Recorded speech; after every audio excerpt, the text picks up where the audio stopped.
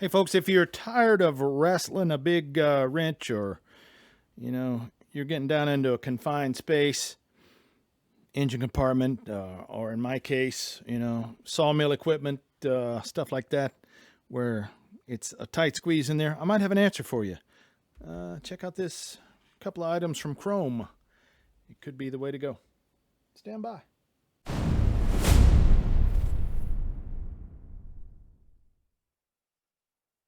And ratchet wrench from Crom. I think that's how you pronounce the name. That's what it said on the website. So Crom reached out to me to do a review on this. They sent me these to check out. I haven't had a chance to look them over good yet, but I want to tell you, I had a set of Astro. I think I had SAE, but these are metric. I had from Astro Tools a set of these ordered, and the wrench. The wrench is apparently back ordered, and through divine providence, Crom reached out to me and said, "Hey, would you like to test one of these out?" I said, "Sure, I'll take a look." And I had to end up canceling the order from Astro Tools because their 10.5-inch wrench is, I don't know if they even make it anymore, maybe back ordered or whatever, but it never would, they never could get it in stock. So they have a longer one. I think it's a 18-inch handle, which is way too long for what I do. And Crom, I saw this on their site, and they sent it out to me. So I'll tell you why I think this is going to be a nice setup. Look at these little sockets. Let's take an example. The old ubiquitous 10 millimeter. If you can see that right there. You add this in, and there you go. Look at that. Not a lot of, I don't even know if you can see it on the background there, but it doesn't stick out too far. Now, in comparison, here's a 10 millimeter ratcheting end wrench, which is my normal go-to. For one, look at the extra leverage you get. Now, granted, 10 millimeter is not going to be a whole bunch of torque on there without twisting it off, but it's give you just a little extra. And yeah, the size difference is a little wider, but you got that as a backup if you need to get a real tight squeeze, but that's a pretty good setup. And then to have the ratcheting aspect. Now this one, my wrenches, they have the switchable ratchet. This one you got to turn it around and do it the old-fashioned way, but still, that's a tight squeeze. Let's compare to your standard size sockets. All in 10 millimeter. So make note. Look now, I've got 3 different 10 millimeter sockets that haven't vanished into the ether right now. So even in your low profile, your standard size, you're at least a 1/2 inch shorter in there. So that's going to add to it. Plus, technically, since the connection's down lower in the wrench, you'll be quite a bit closer to your wrench than with your standard ratchet. If I made myself clear on that. So if you were running ratchet here, a standard ratchet, you would be connected like that. So there you're almost probably 3/4 to a full inch shorter. Including your wrench, your ratchet handle. So depending on your thickness here, you're even slimmer than you normally would be with just the standard. So I think this is going to come in a little handy for me. And because I'll tell you something I've seen. Well, and there's the deep socket, which, that tells you quite a bit right there. Of course, deep sockets are a different animal for different application, but just overall, obviously, if you've got something you need the deep socket for, this ain't going to work. That's pretty super shallow.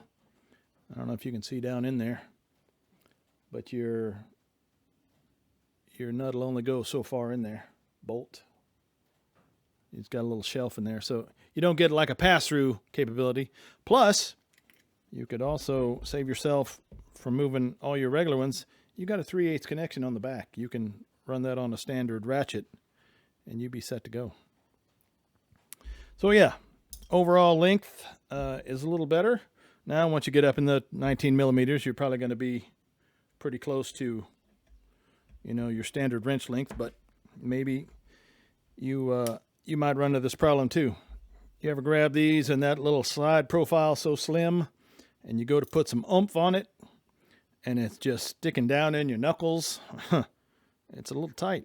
So in this one, you got a much bigger, rounded, smooth handle. Now, would I like to see some knurling on here maybe? Yeah, possibly, but, I think you could take it easy. I do a lot of stuff that involves grease. Grease gets everywhere in bearings and stuff, and sure enough, it's going to get off. It's like anti-seize compound. You put a speck on something, and it's pretty soon it's all over everything you got. So, yeah, a knurling might have been a little nicer, but it's really not a deal breaker. It could be a little grippier, but overall, the comfort of trying to put some torque on this wrench versus these skinny little, open end, ratchet end wrenches that are almost, I wouldn't say razor sharp, but, well, you put some oomph on them and they'll dig in there. So comfort might be a factor there too. The socket set starts at 6 millimeter and goes to 19. No skips. So that's a pretty good set. That's pretty standard. I feel like sometimes the no skips is, if you're working on something that you don't know you're going to need every single one in there, that's fine. But in places I work, you got a pretty standard set of stuff it's usually 10, a lot of 13, and some 19 millimeter is the majority of the metric fasteners that we use. Every once in a while you throw in an odd size 15 or something, but I know, vehicle guys or anybody else probably could use most of them. So, your mileage may vary on that. You might need more, you might need less. I don't think I need every single non-skip, but they're nice to have. And it's easier to keep up with them that way. At least you can see, I'm missing one right there. So that's what I'm thinking on this. I haven't had it, like I said, haven't had a chance to test it out. Just got it in this week. I'm going to take it to work. It's probably going to go in place of my metric set of open end box ends.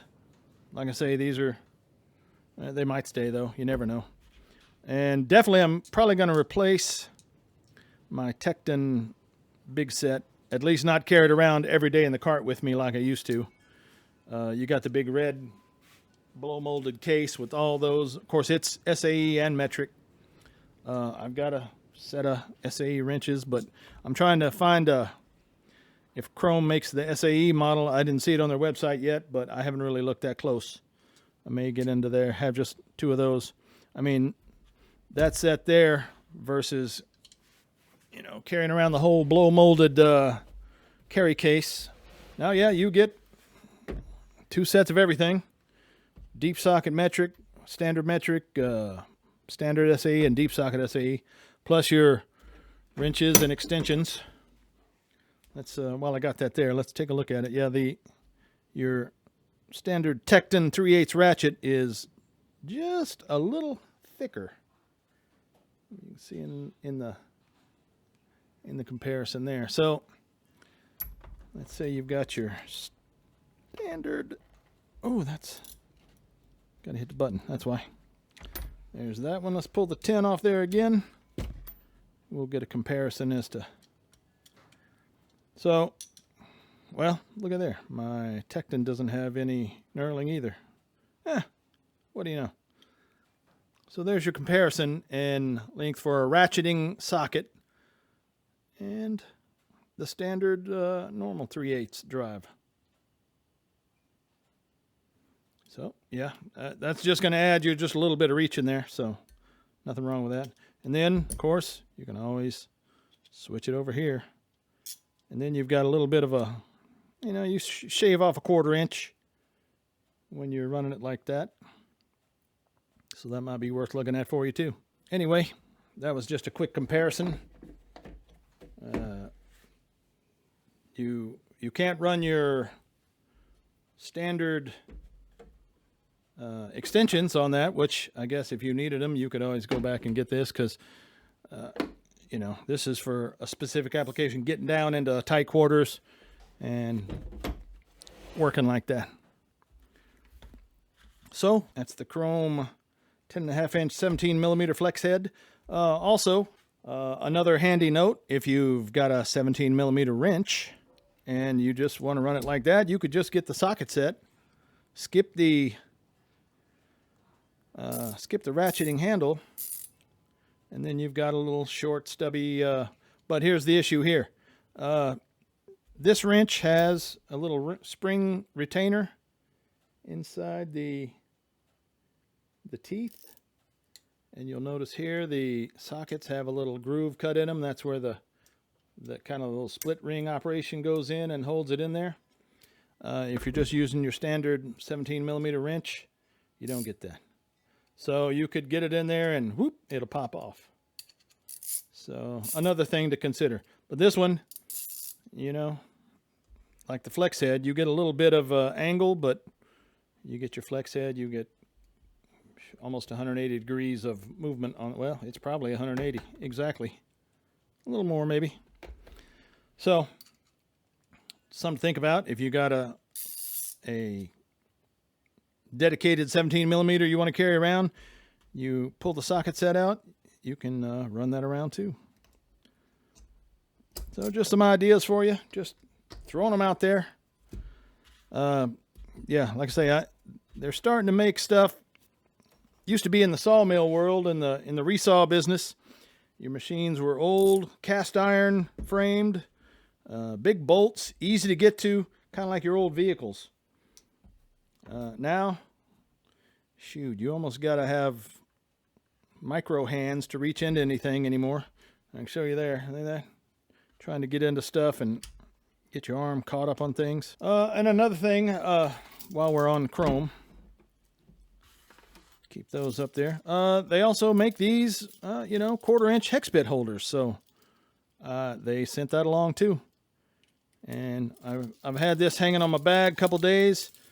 I got some different stuff. I got a countersink, just a square that I just put on there to, if I lose them, I won't miss them that bad. I got a Crom. They sent a Crom number 2 Phillips with this set. So I had it hanging just to see if everything hung on good, and yeah, positive lock. It's the black and red anodized aluminum. You don't get the color-coded match, but they're not bad. So that seems to work out all right. So just another option if you're looking for an affordable 1/4-inch bit holder to hang off your bag. You know, kind of like, not like the railers where you got the rubber piece, but there's a lot of these like this. The Railer makes one like this, Milwaukee, whole bunch of different ones. I think somebody had a video the other day about it, of all the different models on there. I'll have to link them in there when I remember where it's at. I'm getting old and forgetful these days. So yeah, Crom Tools. Thanks for sending the stuff. You check them out if you want. I'll leave links in the description. You can see what kind of pricing they got. I think they're comparable to everything else. They look really nice. They feel good. And I'm going to get back to you with a test on this at work. I haven't had a chance yet. It's been busier than all get out at work, so I got these just last week, so I haven't really had a chance to knock out stuff that works with these yet. Anyway, thanks for watching, ladies and gents. As usual, we appreciate everything y'all do, all the comments. Thanks for following along, and I hope y'all have a great one.